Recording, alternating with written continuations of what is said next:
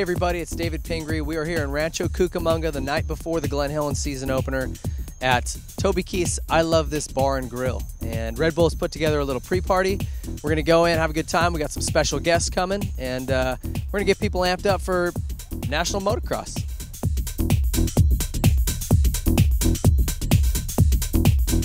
All right, we found the bad boy, Rick Johnson. Ricky, you stoked for the season? You know what?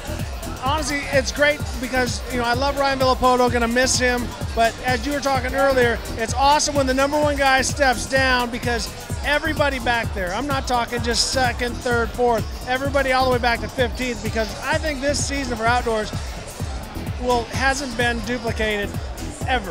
I mean, we had a couple fast guys when I was riding, when you were riding, but now there's a lot of guys that are training hard, racing hard, comfortable on their bikes, they're healthy, and now they know that the guy that dominated the past couple years is gone. So that #1 spot is open. I can't wait to see it.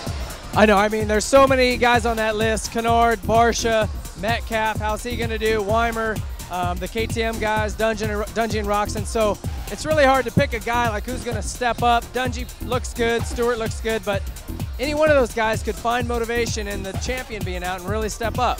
Exactly. And like I said, the motivation that you get for the win, you'll die for the win. You'll completely hit the wall. You'll go through it. You're not going to hit the wall for 5th or 6th or 7th or even 3rd. You're like, I'll work on the next moto. But when the win is there, you'll throw it all on the line. And to watch these guys knowing how fast they are, it's going to be awesome. And on top of that, the lights class. I mean, Cooper Webb, a lot of these guys really showed a lot of balls and a lot of strength and a lot of guts at the end of the Supercross season. So I don't know which one I'm going to like more, because honestly I like the way lights race better than 450s. More action, they race harder into the turns. They're not as fast, but man, do they race. It's fun racing to watch.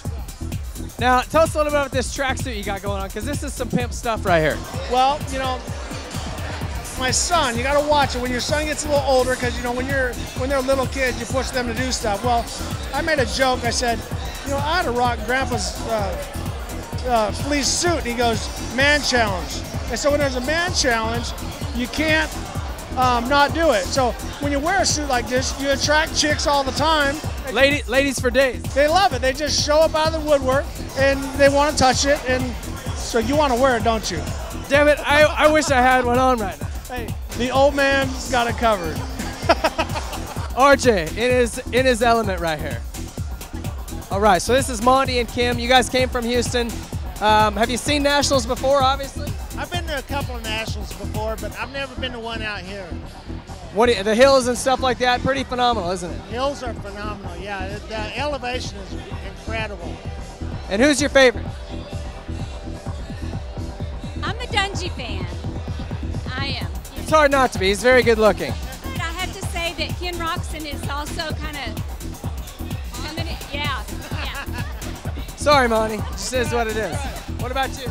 I like Dungey and Stewart, definitely. I like Villapoto also. He's not here, I know, but yeah, I just want to see good racing. Villapoto's not going to win. Promise. He's not, I know. All right, we're having a good time here. These guys all the way from Houston. All right, we stopped Matto out here outside of Toby Keith's I Love This Bar and Grill. Glen Helen weekend, what are you looking forward to seeing?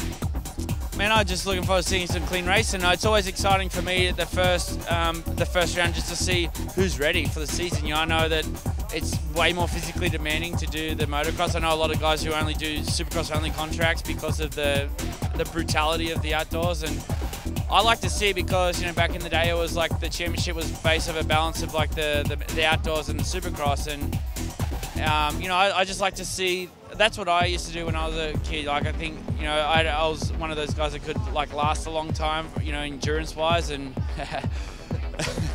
that sounded awful. Where's your wife?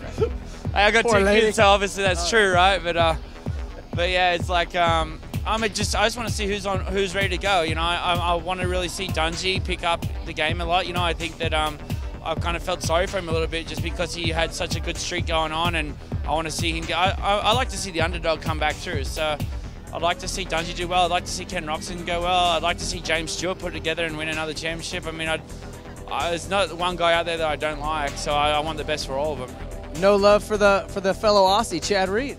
Oh, there's always love for Reedy. I mean, that's right, Reedy's coming back. I was just with Reedy 4 weeks ago, and I was like, yeah, you got outdoors in 4 weeks. He's like, yeah, I got this.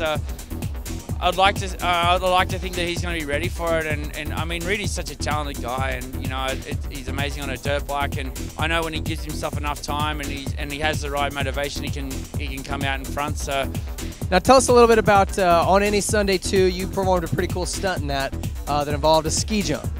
Yeah, on any Sunday too, I was just really overwhelmed to be asked to be a part of it. You know, obviously the first film was such a huge precedent for our industry, and it's such a legendary film, and to be a part of this one will go down in the history books. But it's my part of it. I was like, what they want to film you go through your next biggest, craziest jump, and I was like, oh, okay, let's think of something crazy to do. And I was like, well, I always want to do this one jump down the ski hill, and you know, just because this film was happening, the stars aligned, and I got to go and ride at the Olympic Training Center in Utah, and I got to sail down the biggest hill that I think the US has. It's a K120, which is, I think it means 120-meter drop, but it's I know I dropped 211 feet vertical, and it was scary. It's double the height that I went in Las Vegas, and you know, going off there pretty much wide open, and just sending it and seeing the whole of Utah below you was uncanny experience, and I'm glad it was behind me. I mean, after I did the biggest jump, which you'll see in the film, I was like, I'm good at that point. You know, we had all day to keep going further, but I'm like, that was a good one. You know, I'm good. My back's still in one piece. Let's move on. So tell me you've got GoPro footage of that.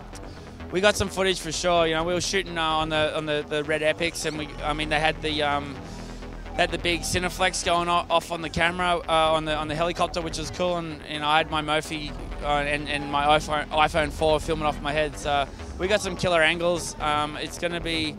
I haven't seen it yet. They won't even show me a preview, so I'm excited as everyone else to see this premiere. All right, well, we're looking forward to it. Thanks for showing up tonight. It's been a great night. All the best to everyone racing on the Nationals, and you know, here's to a great championship, and hope all you guys stay safe. It's good to see you again too, Ping. Thanks, Racer X, for covering this.